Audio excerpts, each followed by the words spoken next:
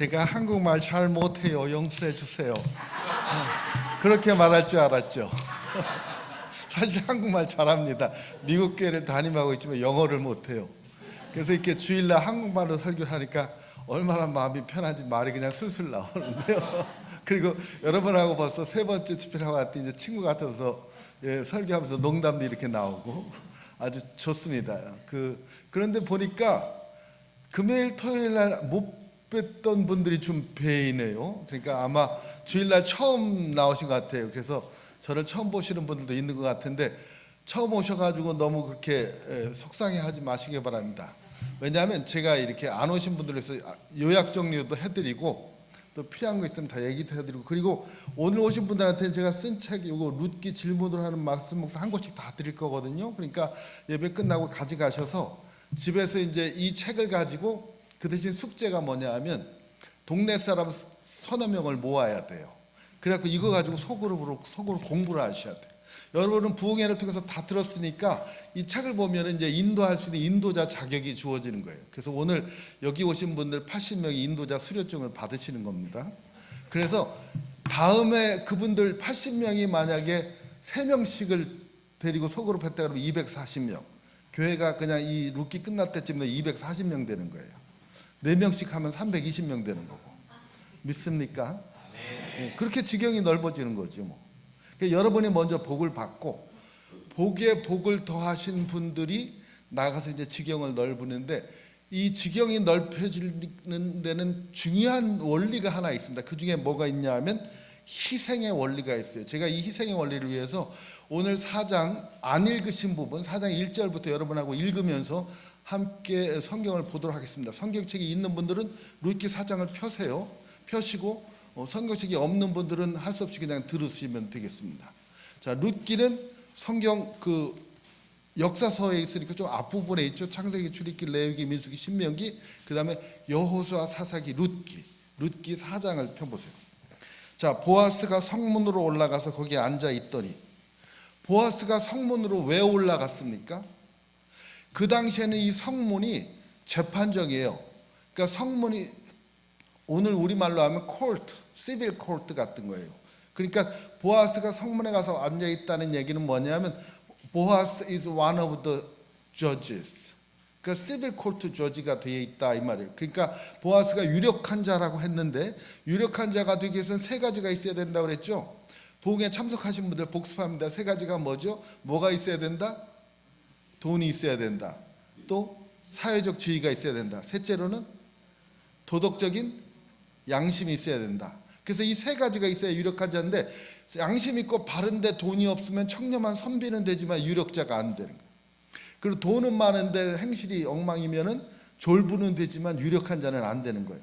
그렇죠? 사회적 지위도 높아야 되고 돈도 있어야 되고 그리고 행실도 바라야 되고. 근데 우리가 행실이 바른 건 어제 저녁에 오신 분들은 봤죠? 얼마나 행실이 바른지. 룻이 와서 옆에 누워도 건드리지 않고 내일 아침 정식으로 내가 재판을 받아서 당신이 나의 아내가 되도록 그렇게 조치를 취하겠습니다. 행실이 바르단 말이에요. 또 돈도 많은 거 여러분 보셨죠? 밭이 넓어가지고 일꾼들이 많이 추수할 때 가는데 룻이 그 밭에 가서 이제 곡식을 주워서 먹게 됐으니까. 또 하나는 사회적 지위가 높다는데 룻의 사회적 지위가 높은 걸 여기서 알 수 있는 게 룻이 성문에 가서 올라 앉아 있다. 성문에 올라가 앉아 있다는 것은 그 성읍의 장로라는 뜻입니다. 왜 그 당시에 성문에 올라가 앉아 있는 분이 장로가 되냐면 이스라엘의 구조는 그렇게 돼 있어요. 성을 쌓아가지고 사람들이 성 안에서 잠을 잡니다. 그리고 아침이 되면 성문을 열고 성 밖으로 나가서 양을 치고 또 목축을 하고 농사를 짓고 저녁 때 되면 양을 몰고 다시 성문으로 들어오고, 그러니까 성문은 사람들이 드나드는 곳이기 때문에 사람들이 성문에 앉아 있다가 송사가 생기면 장로들에게 오는 거예요. 장로님, 사실은 우리 아내가 저보고 이렇저렇게 막 따지고 대드는데 이게 제가 잘못한 겁니까? 아내가 잘못한 겁니까? 그러면서 장로님들이 이렇게 들어보시고 그건 자네가 잘못한 게 맞구만. 어서 사과하게. 그러면 여보 내가 잘못했어. 이렇게 사과하고 이렇게 판단을 해주는 게 성문이에요. 그러니까 이 보아스가 성문에 앉았다는 얘기는 요 구절만 보면 이 보아스가 그 지역의 유력한 장로님이시구나. 그러더니 마침 보아스가 말하던 기업 물을 자가 지나가는지라. 마침이라는 단어가 나오면 뭐라고 그랬죠?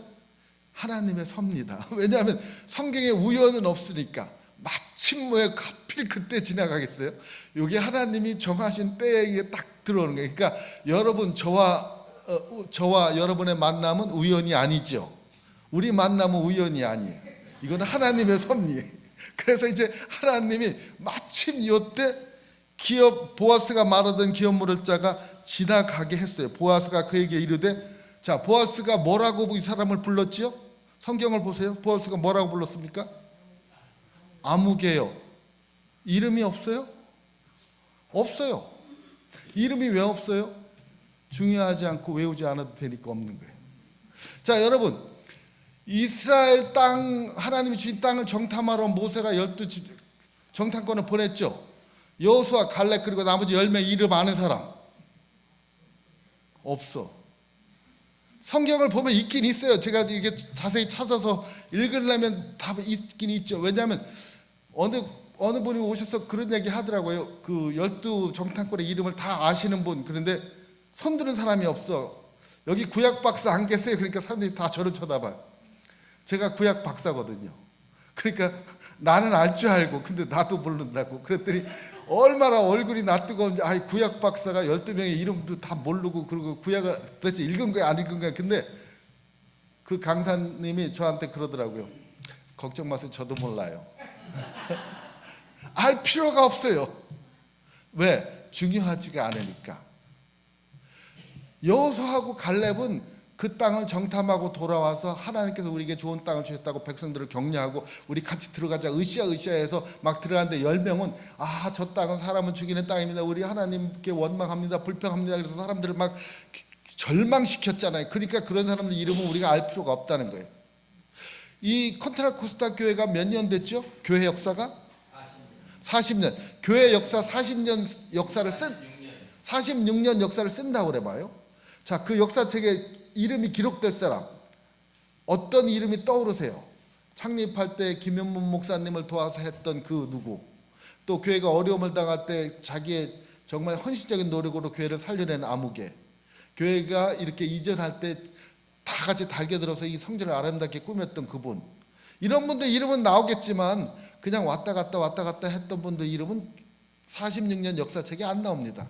이제 50주년 역사책 쓸 때 그때 내 이름이 꼭 들어갔으면 좋겠다. 부흥회 끝나고 소그룹을 열심히 해서 그냥 소그룹 10개를 불려가지고 40명을 이끄는 인도자가 됐다. 이러면 이제 역사책에 들어갈 만하잖아요. 그런데 그냥 아무런 희생도 안 하고 아무런 일도 안 한 사람은 이름이 없어요. 그래서 성은 아시고 이름은 무게야. 아무개. 그러니까 보아스가 아무개요. 좀 웬만하면 이름 한번 좀 불러주지.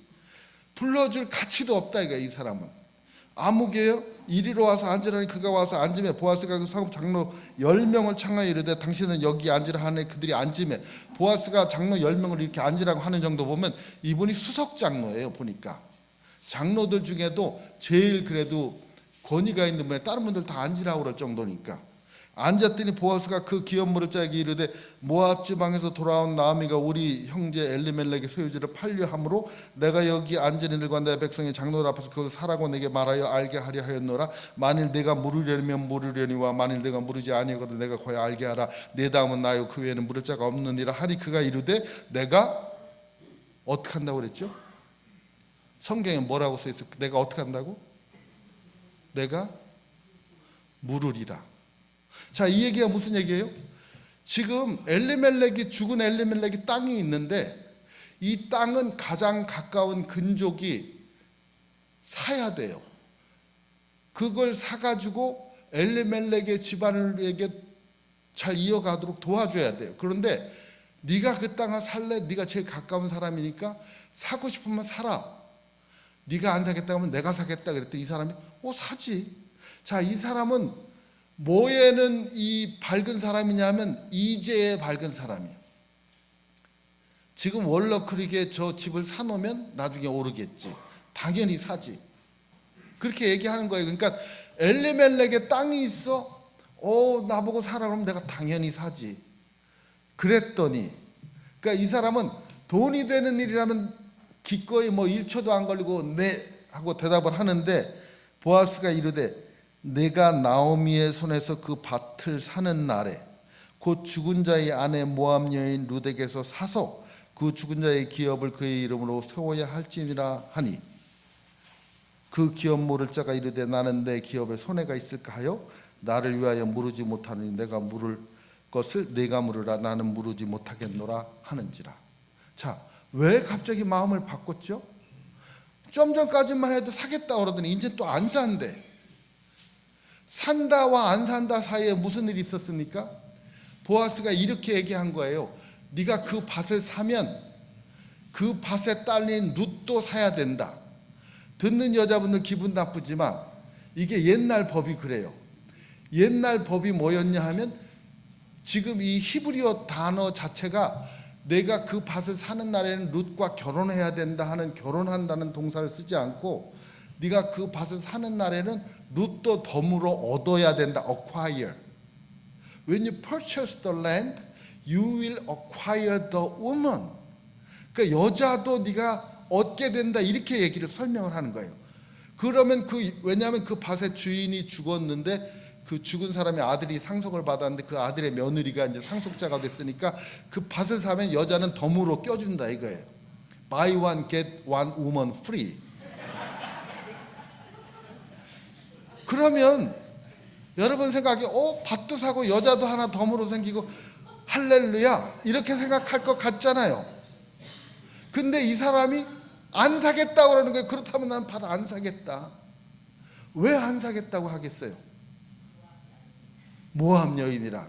어제 저녁에 부흥에 오신 분들은 다 알잖아요.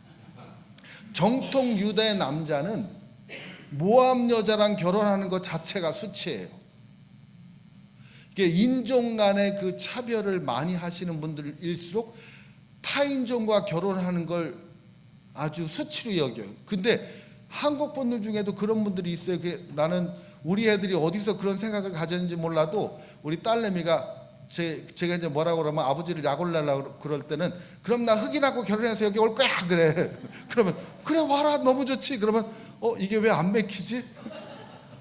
다른 집 엄마들은 그렇게 말하면 뭐 안 돼 그런다던데. 그래서 내가 우리는 인종차별 안 한다. 데리고 와 얼마든지 데리고 와. 흑인이건 백인이건 뭐 아무 인종이든 네가 좋다면 내가 다 받아준다. 근데 유대인들에게 이 인종차별이 있단 말이에요. 유대인은 선택된 백성, 다른 사람들은 전부 다 이방인이에요. 근데 유대인만 그런 게 아니라 한국 사람들도 딴 사람들은 다 이상해. 중국 사람은 떼놈, 뭐 일본 사람은 외놈, 뭐 서양 사람은 양놈, 전부 다 놈이고 자기만 한국 사람이에요. 근데 이 민족의식이 너무 이렇게 뚜렷하신 분들은 이렇게 다른 민족을 좀 이렇게 아래로 내려다보는 그 경향이 있거든요. 지금도 제가 그 미국 교회를 목회하면서 제일 많이 그 타인종 목회자들이 겪는 어려움 중에 하나가 백인 우월자들이 가지는 그 인종차별이 있습니다. 눈에 보이게 안 보이게 안 그런 척하면서 이렇게 인종차별하는 살살하는 거 그런 거 있어요. 근데 여기도 보니까 이 남자가 아니 내가 모압 여인까지 얻으면 나는 이 사회에서 이제 생매장당하는 거야. 그러니까 안 사겠다는 거예요. 더군다나 자 이제 이 계산을 잘 해보세요. 이 땅을 샀어. 그런데 모압 여인도 덤으로 얻었어. 그래갖고 모압 여인과 함께 잤더니 모압 여인이 애를 낳았어요. 그럼 그 애가 그 재산을 상속받아. 결국은 땅도 내게 안 되고 모압 여인하고는 살아야 되고 그 재산은 그 아들이 결국 상속받게 되니까 나는 노력 봉사만 하라는 얘기예요. 그냥 열심히 기운 써갖고 임신만 시키라는 얘기지 땅은 내 거가 안 된다는 얘기. 그러니까 그럼 난 안 하겠다는 거예요. 자, 여기서 이 아무개의 인간성을 우리가 볼 수 있습니다. 돈이 생기는 일이라면 yes, 남에게 좋은 일 시키는 거라면 no. 이런 인간성이니까 이 사람은 이름이 없는 거예요. 아무개로 끝나는 겁니다. 자, 복에 복을 더하고 지경이 넓어지는 사람 보아스는 어떻게 하냐면 네가 안 사? 그러면 나는 그걸 기꺼이 받아들이겠다. 내 평판이 떨어지더라도. 그래서 옛적에 이스라엘 중에는 모든 것을 무르거나 교환한 일을 확정하기 위해 사람이 그의 신을 벗어 그 이색에 주더니 이것이 이스라엘 중에 증명하는 전례가 된지라. 신명기에 보면 요것은 그 신발은 요즘은 이제 땅 문서 디드가 다 있잖아요. 근데 이 땅 문서가 없으니까 그 신을 대신 벗어주는 거예요. 여기 저기 신명기 25장에 나오죠. 신명기 25장을 보면 신발을 벗어서 주면 그것을 가지고 이제 이게 땅 문서를 삼는데, 이 사람이 자기가 만약에 그걸 하기가 싫다 그러면 형수님에게 들어가서 임신을 시켜갖고 애를 하기 싫다 그러면 장로들에게 가서 내가 그것을 안 사겠습니다, 나는 그걸 일하지 않겠습니다, 그러고 장로들이 공증을 해주면 그 사람 신을 벗어갖고 사실은 그 양쪽 따구를 때린 다음에 이제 너 그럼 가라. 그래서 그 사람은 신을 벗기운 자가 돼가지고 더 이상 형수님에게 임신을 안 시켜도 된다. 뭐 이런 옛날 법이 있습니다. 근데 그 법대로 하면 지금 양쪽 따귀를 맞아야 되는데 이 사람은 그냥 넘어가는 거죠. 모세가 신을 벗은 경우도 있죠. 모세가 신을 벗은 경우는 뭐냐면 하나님께서 내가 선 곳은 거룩한 곳이니 내가 신발을 벗어서 신을 벗는데 자기의 권리를 양도한다, 지위를 포기한다, 그런 뜻입니다. 그러니까 우리가 생각할 때 이 신은 이스라엘에서는 그 사람을 보호해 주는 것, 그 자갈밭이나 모래밭에서 발을 보호해 준다는 의미에서 권리 양도 증서처럼 사용했던 거예요. 그래서 이 사람이 자기 신을 벗어 가지고 주었죠. 이에 그 기업 물을 자가 보아스에게 이르되 내가 너를 위하여 살아하고 그의 신을 벗는지라. 보아스가 장로들과 모든 백성에게 이르되 내가 엘리멜렉과 기론과 말년에 있던 모든 것을 나오미의 손에서 산 일에 너희가 오늘 증인이 되었고 또 말년의 아내 모압 여인 룻을 샀는데 나의 아내로 맞이하죠. 그 죽은 자의 기업을 그의 이름으로 세워 그의 이름이 그의 형제 중에 그 성문에서 끊어지지 아니하게 하며 오늘날 너희가 증인이 되었느니라. 성문에 있는 모든 백성과 장로들이 이르되 우리가 증인이 되나니 여호와께서 내 집에 들어간 여인으로 이스라엘 집을 세운 라헬과 레아 두 사람과 같게 하시고 내가 에브라서 유력하고 베들레헴에서 유명하게 되기를 원하며. 자, 이제 이렇게 해서 보아스는 룻을 정식으로 아내로 맞이했어요. 그러니까 모든 사람이 보는 앞에서 공개적으로 적법 절차에 따라서 자기보다 우선순위에 있는 분이 안 하신다고 그러니까 자기가 했어. 그러니까 그날 밤에 룻에게 한 말이 거짓말이 아니었다 이거예요.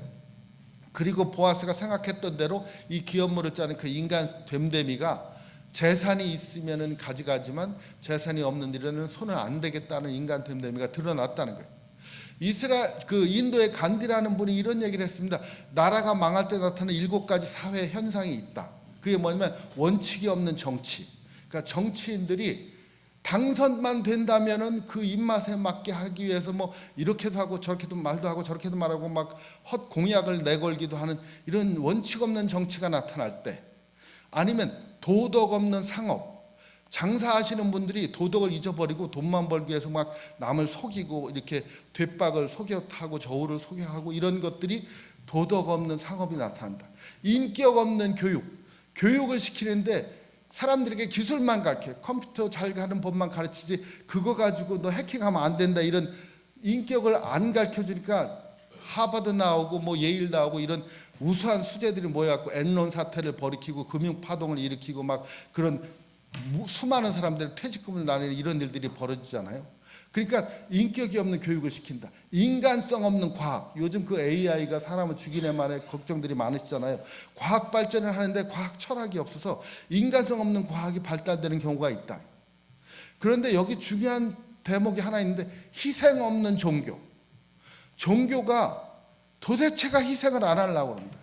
그러니까 종교를 믿는다는 사람들이 종교를 통해서 복만 받으려고 그러지 하나님 내게 복 주시옵소서 그럼 내가 이걸 가지고 잘 먹고 잘 살겠습니다. 이런 종교는 하나님과 자기 사이에 give and take, 주고받는 종교라는 거예요. 그러니까 여러분들 그 우상들에게 복을 비는 사람들 보면 이렇게 내가 우상에게 이 돈을 줬으니까 너는 나에게 이 복을 달라 그러잖아요. 그러니까 여러분 구팔에 가보셨어요? 이게 구팔에 가면 무당들이 막 뜨면서 이렇게 10,000원짜리 내면 돈이 적다 막 이러면서 그럼 또 한 장 더 넣으면 왜 그러냐 하면 준 만큼 받는다는 거예요. 그러니까 이 give and take 이게 그 이방 종교 우상들의 그 아주 특징입니다. 제가 태국에 갔더니 왜 그렇게 신이 많아? 뭐 원숭이 신을 섬긴다 그러면서 집집마다 뭐 사과도 갖다 놓고 막 이렇게 절을 하더라고요. 그래서 원숭이 신을 왜 섬깁니까? 그랬더니 이 신을 안 섬기면 농작물을 다 먹어가지고 1년 농사 지은 게 다 엉망된다는 거예요. 그래서 자기들이 원숭이 신을 잘 섬긴대. 기브 앤 테이크예요. 그러니까 내가 원숭이한테 떡 하나 줄게, 잡아먹지 마라, 이제 이런 식으로. 그러니까 이 우상, 근데 하나님은 기브 앤 테이크가 아닙니다. 하나님은 우리가 뭘 하든지 내가 내게 복을 주겠다, 나는 너를 돌봐주겠다, 이럴 때 우리가 하나님이 우리의 언약 맺으신다 할 때 그 히브리어로 카라트라는 동사를 쓰는데, 이 카라트라는 동사는 뭐냐면 자르다라는 동사예요. 즉 일방적인 언약입니다. 우리가 배신을 해도 지키겠다는 언약이에요.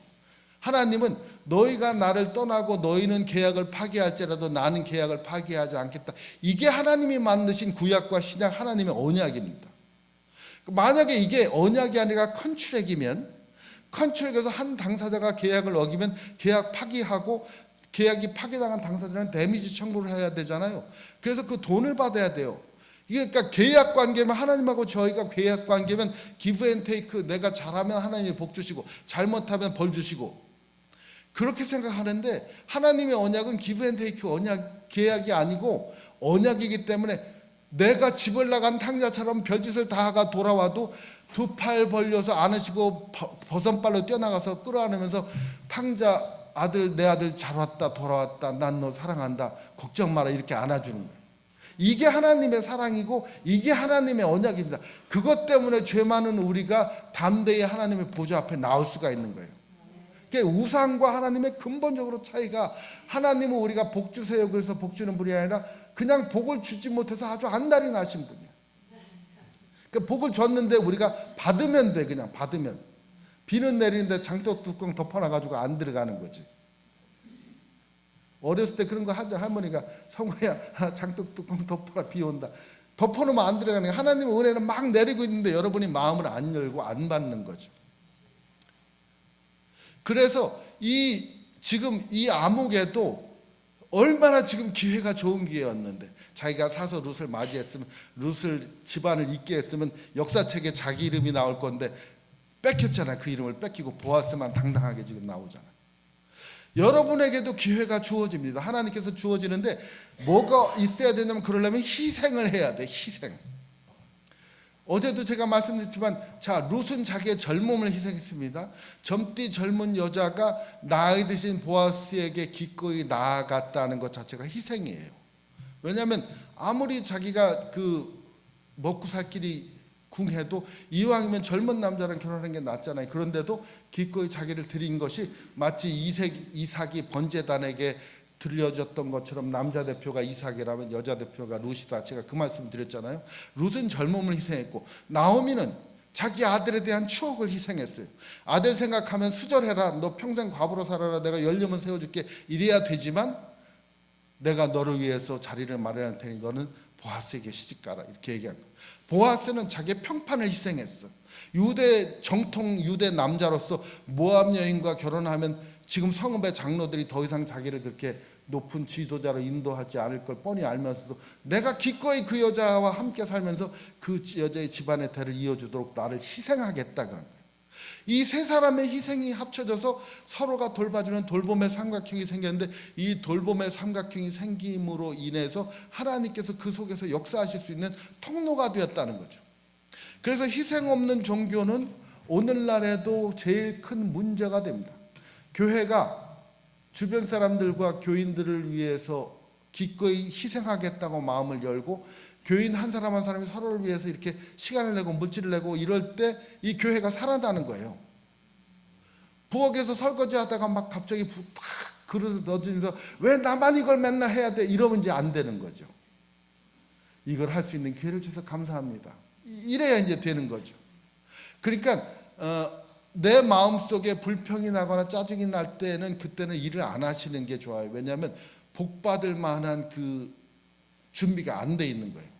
그래서 먼저 하나님 앞에서 자기를 완전히 드리고 희생할 준비가 돼 있어서 일을 하는 게 즐거울 때, 그때 일을 하는 거예요.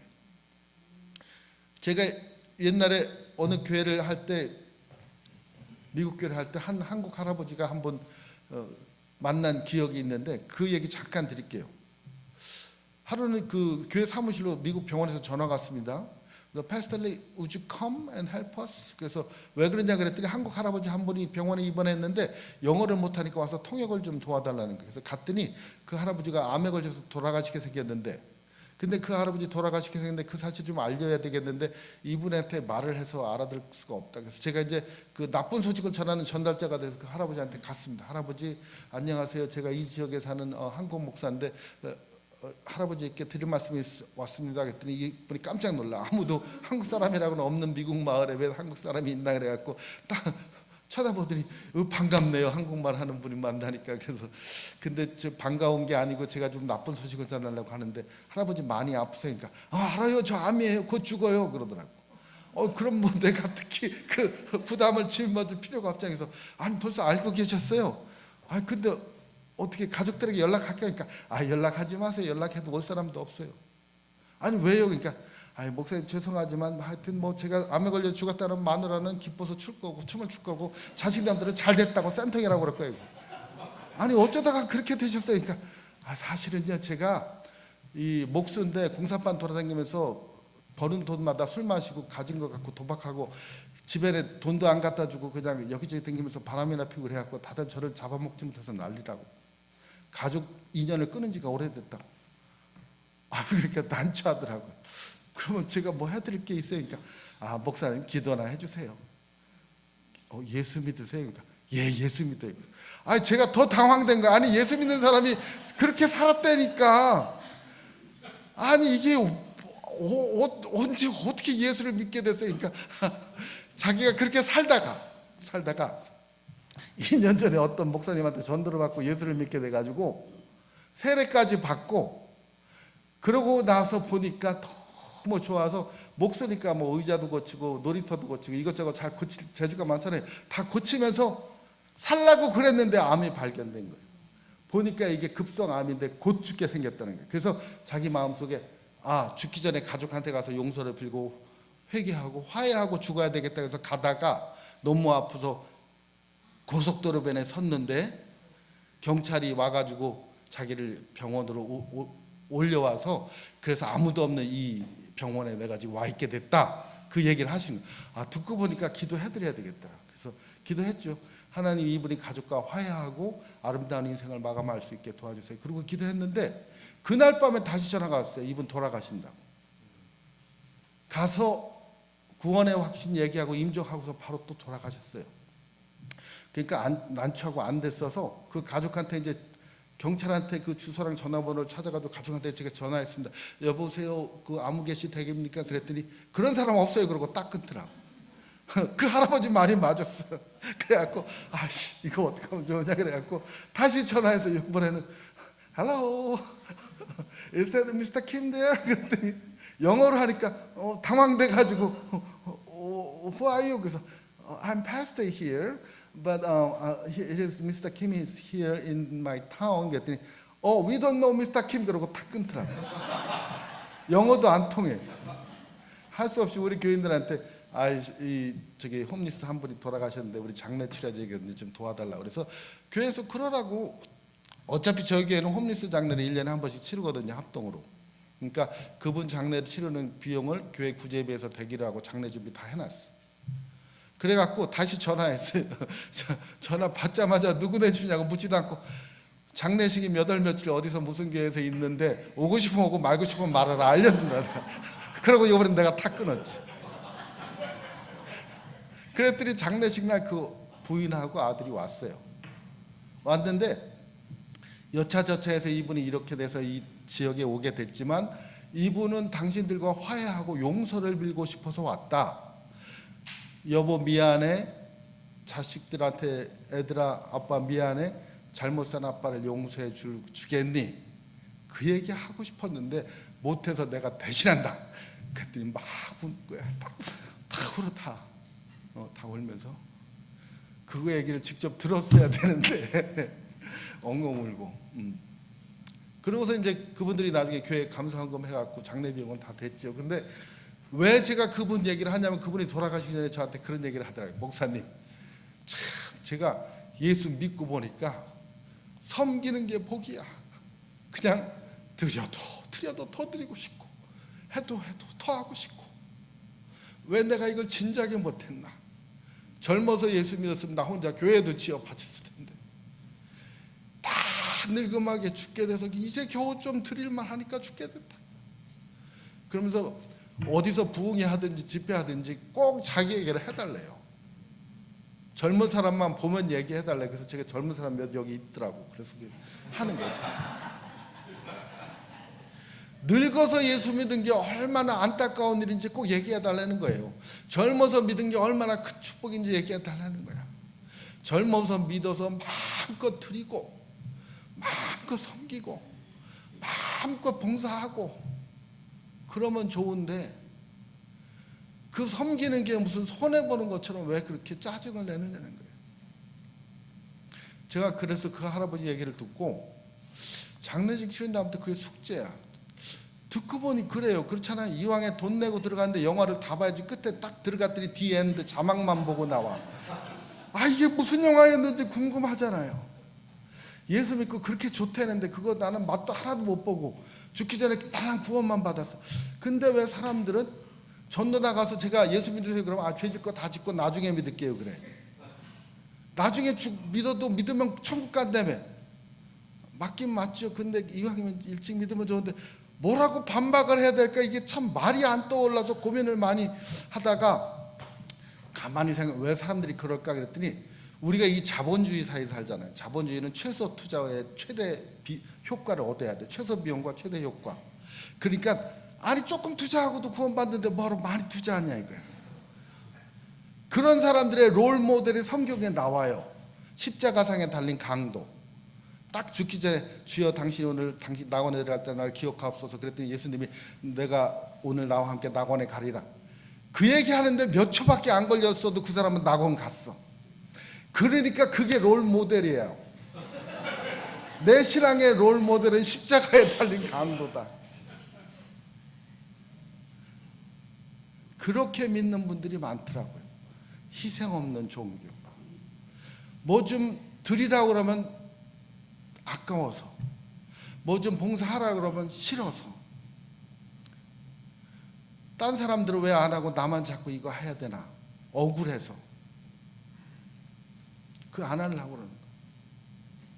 그런데 막상 하면 내가 생각지도 못했던 복이 들어오는 거죠. 나한테 어떤 복이 들어오냐 하면 첫째 복은 라헬과 레아 두 사람 같게 하라는 축복을 받는 거예요. 여러분 라헬과 레아 두 사람이 누굽니까? 이스라엘 12가문의 어머니들 아니에요.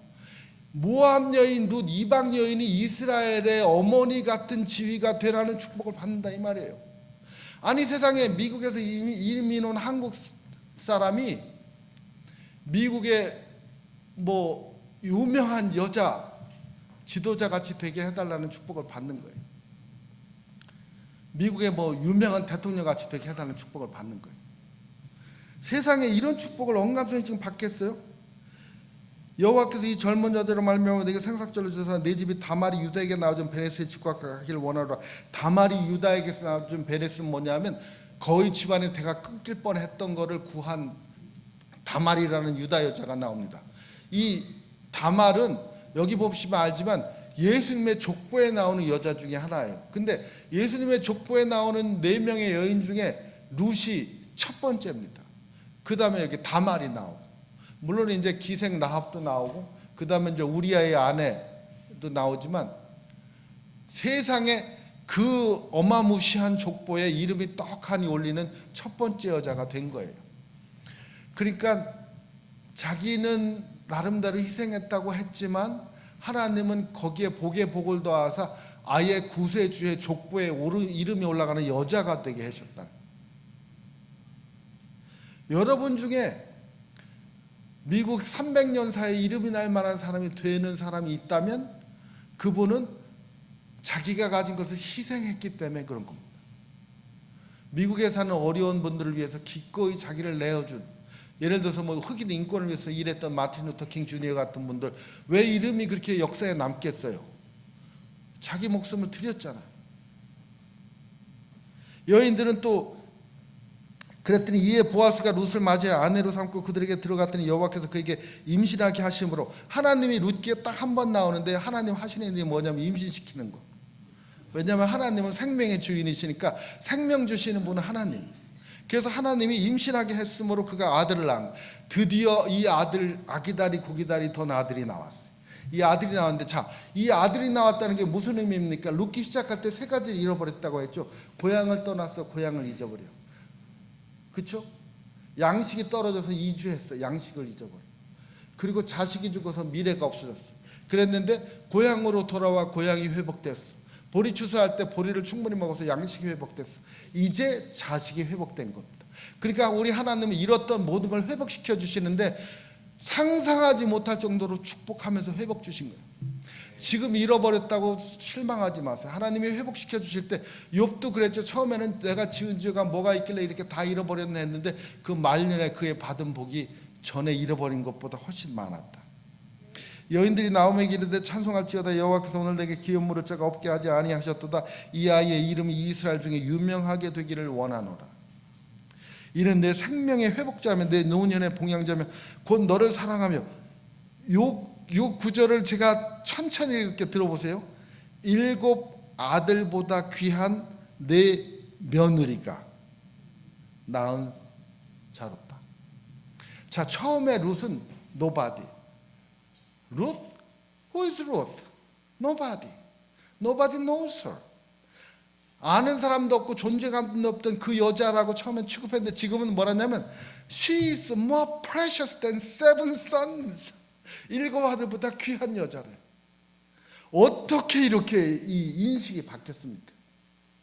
처음에 이 교회에 왔을 때는 사람들이 거들떠도 안 보고 저 어디서 굴러먹다 온 말빼다 그냥 그랬는데 지금은 우리 교회에 없어서는 안 될 기둥 같은 존재. 왜 이렇게 바뀌었을까요? 그분이 희생해서 그래.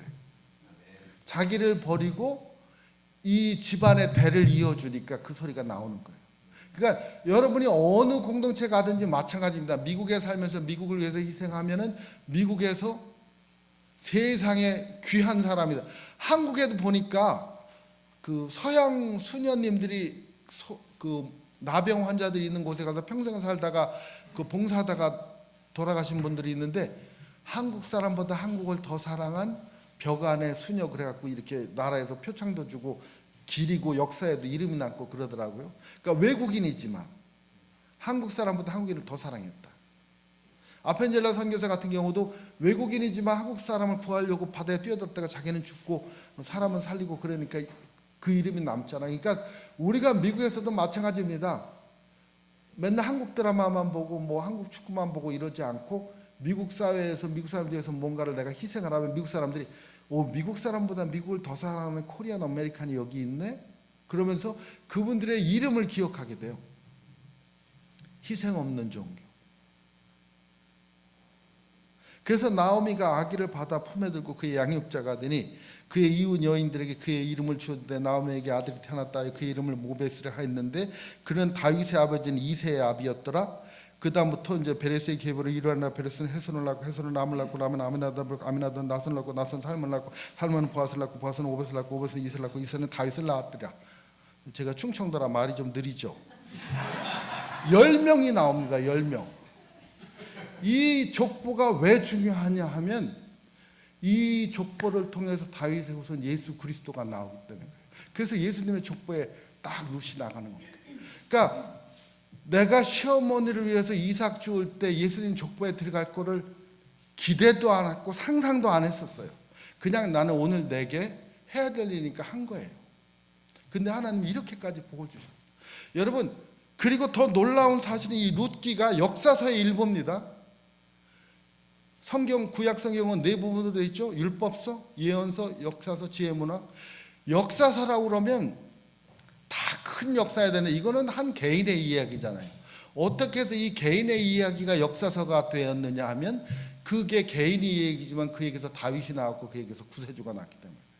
그러니까 여러분의 autobiography can be history. His story can be history. 여러분들이 어떻게 사느냐에 따라서 지경이 넓어지는데 그냥 말도 못하게 넓어져서 나중에는 히스토리의 일부가 되는 거예요. 아무개가 살다간 삶의 이야기는 이 미국 역사의 일부가 되었다. 멋있잖아요. 저는 콘트라코스타 연합감리교회에 나와서 다니시는 신앙생활 하시는 여러분들 중에 이 미국 역사의 한 페이지에 나오는 분들이 나오기를 주님의 이름으로 축원합니다. 우리가 그냥 왔다가 밥만 먹고 살다가 가는 그런 인생이 아니라 정말로 하나님에게 쓰임받는 인생이 되기 위해서 큰 일을 한 건 아니에요. 내가 할 수 있는 일을 하는 거예요. 여러분들한테 뭐 집을 팔으라는 것도 아니고 그렇다고 교회 와서 맨날 붙어 살으라는 것도 아니고 지금 내 직업 그리고 내가 할 수 있는 영역 내가 돌보는 사람들에게 진심을 다해서 정성껏 할 수 있는 일을 하시면 정성이 쌓여서 그것이 덕이 되고 그 덕이 쌓여서 지역사회에 아주 아름다운 빛과 소금의 교회가 되는 겁니다. 그렇게 해서 하나님의 주시는 복이 더해지고 지경이 넓어지는 거죠. 제가 이 룻기를 여러분들이 오늘 설교만 듣고 끝나지 말고 다시 묵상하면서 소그룹에서 하시라고 책을 드리는 거거든요. 파는 게 아니고 그냥 공짜로 드리는 거니까 거저 받은 은혜 거저 받으셔가지고 여러분도 거저 주세요. 사람을 모아가지고 소그룹을 인도하시면서 한 분이 3명씩만 잘 인도하셔도 교인이 뭐 240명 금방 되겠네. 교회가 성장하는 게 문제가 아니라 그렇게 불어난 사람들을 통해서 이 지역사회가 이제 변화되는 게 그게 큰 복이죠. 이 복을 받을 줄 믿고 저는 이제 제 말씀을 마치면서 나머지는 하나님이 하실게요. 나는 심었고 김영래 목사님은 물을 주었고 자라게 하시는 이는 하나님이시니라.